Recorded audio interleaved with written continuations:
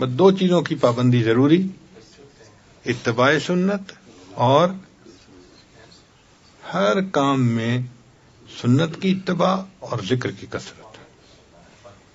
ذکر کی کثرت تو ایسے ہو کہ بندہ جو وقت ملے، 10 منٹ ملے، 15 ملے، گھنٹہ ملے، 2 ملے، فوراً اللہ کی یاد میں۔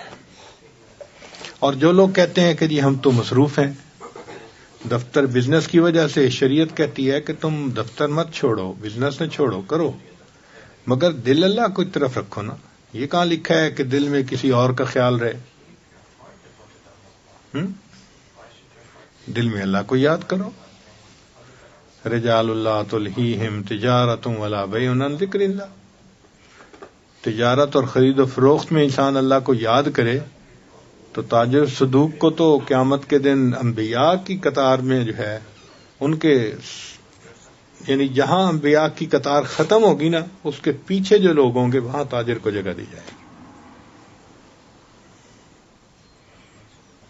تو مقصود ہے کہ ہر وقت دل میں اللہ کی یاد رہے۔ اور ہم نے تو دیکھا ہے اس کو کہ جب دل کہیں اٹک جاتا ہے نا، 24 گھنٹے اسی کی یاد۔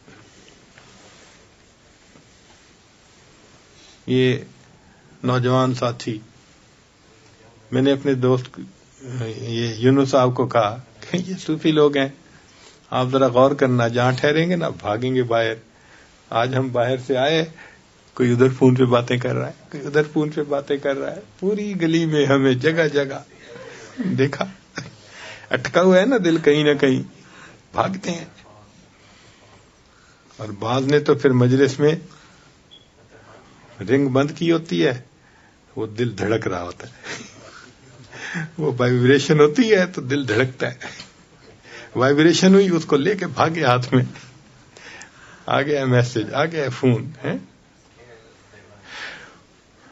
تو جب دل اٹکا ہوا ہوتا ہے تو پتہ چلتا ہے کہ دل اٹکا ہے کہیں۔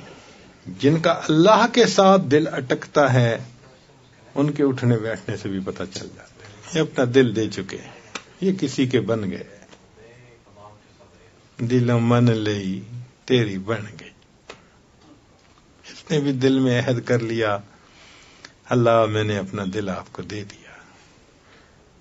تو ان کو مصلی پہ دیکھیں گے، ان کو تلاوت کرتا دیکھیں گے، ان کو تہجد پڑھتا دیکھیں گے۔